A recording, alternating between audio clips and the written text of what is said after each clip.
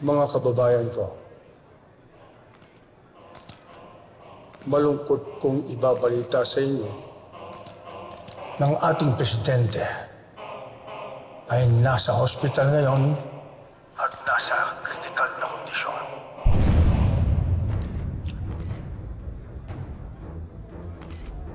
Nababalita ay ating vice-presidente na si Miguel Rosales ay pumanaw na.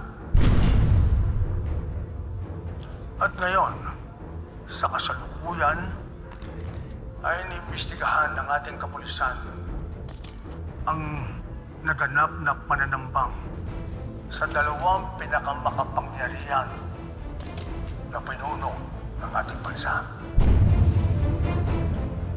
Sa hindi inaasahang pangyayari, ako, si William Romero, ang inyong Senate President, ang magiging acting President ng Republika ng Pilipinas sa bisa ng ating konstitusyon.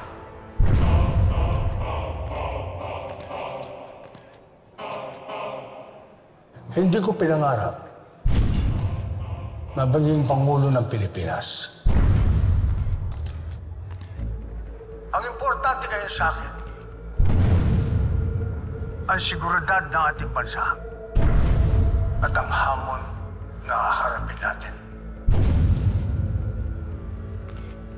Kaya gagampanan ko ang pagiging Pangulo ng Pilipinas na may tapang at integridad. Bilang tagapaglingkod ng bayang ito na inulma at pinatatag ng sandataang lakas ng Pilipinas. Ako ay naniniwala na sa mga oras na ito ay kailangan pairalin ang kamay na bakal.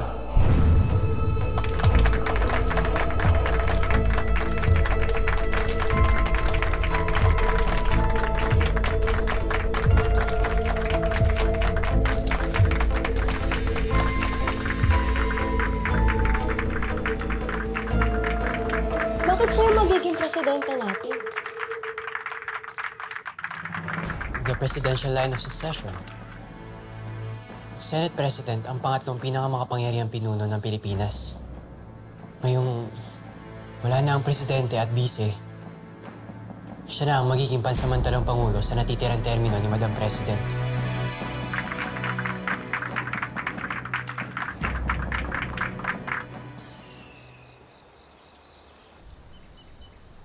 Ay, meron na pa? Wala pa rin balita kay Elias eh. Kahit po si Dimpa, hindi pa siya nagpaparamdam sa akin buhat nung sundan niya si Elias. Pati nga po yung mga pulis at yung mga tanod, wala pong nasabi sa amin ni Oka nang pinuntahan po namin sila. Si Paing din po, hindi pa sumasagot sa akin. Diyos ko, nasa na ba sila, Panginoon? Sana po dininig niyang panalangin ko. Ligtas po si Elias sa kapahamakan. Sana ho talaga ligtas sila. Dahan-dahanin pa. Mag-iingat ka.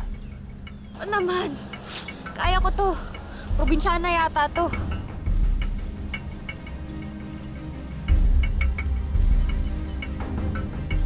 Ano, may signal? Ayun, meron! Oh, may tumatawag. Sila na yan. Hello? Hello?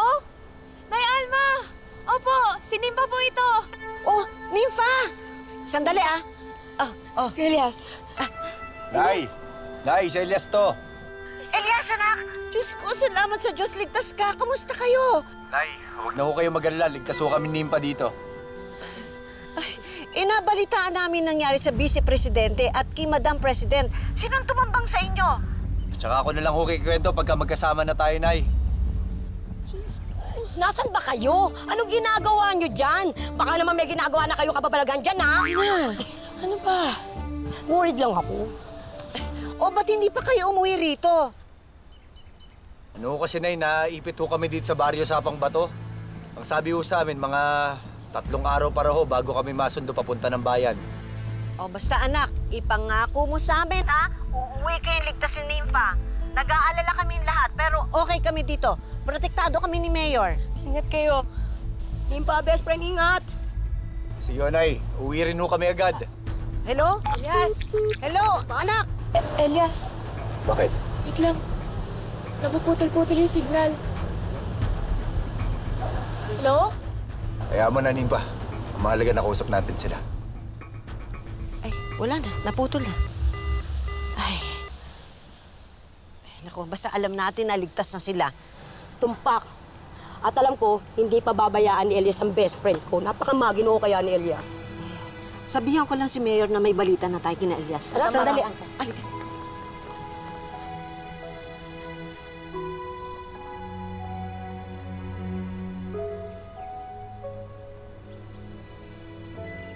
Halika na. Kaya mo na mo ba? Kaya. Tandaan na. Tandaan na. Up. Up. Yeah. Ay.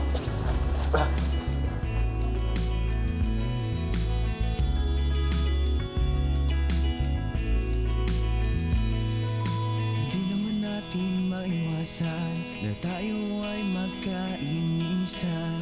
Ito'y natural lamang sa magkaibigan.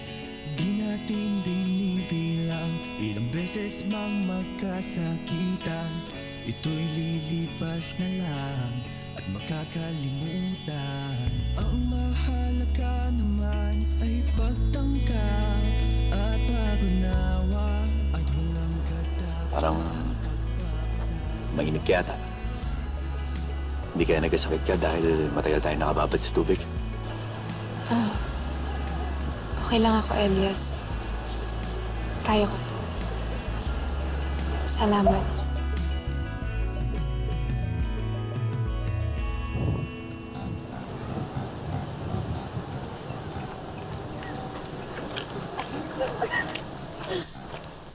Uy!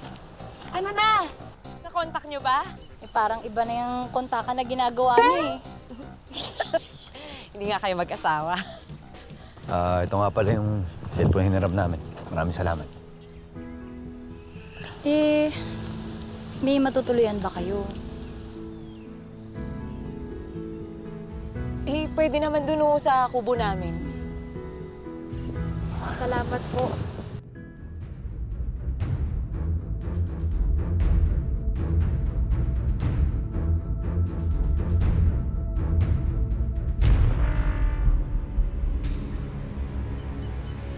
Ano nangyari dito?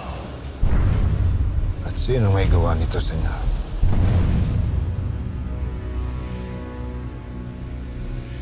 Tawagin niyo yung batay!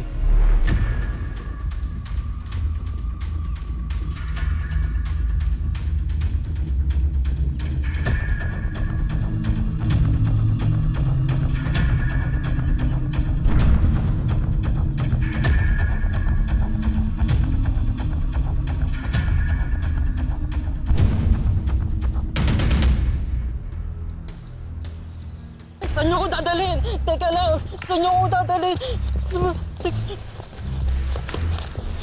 Mahawa po kayo sa akin. Ano pong kailangan niyo? Huwag kang matakot at may tatanong lang si Senyor sa'yo. Oo po, oo po. Pinakalibing dito. Saan napunta? Sino may gawa nito? May nakita po akong mga lalaki rito. Mga armado po sila. Sila pong nagtibag ng bangkay na. Sila pong nagtibag ng libingan na to para kunin po yung bangkay.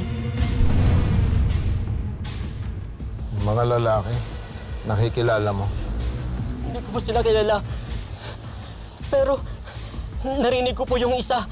Tinatawag niya po yung pinaka-leader nila na Amang. Opo, Amang po. Sige na, pagkabi na yan. Oo. Abang papahukay niyo yung bangkay?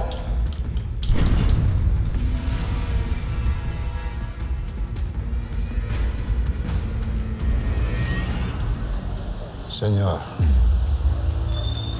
parehas nating alam na iisa lang ang taong tinatawag na Ama. Ang hari ng pulong Diablo. Ng mortal kong kaaway. Si Antonio.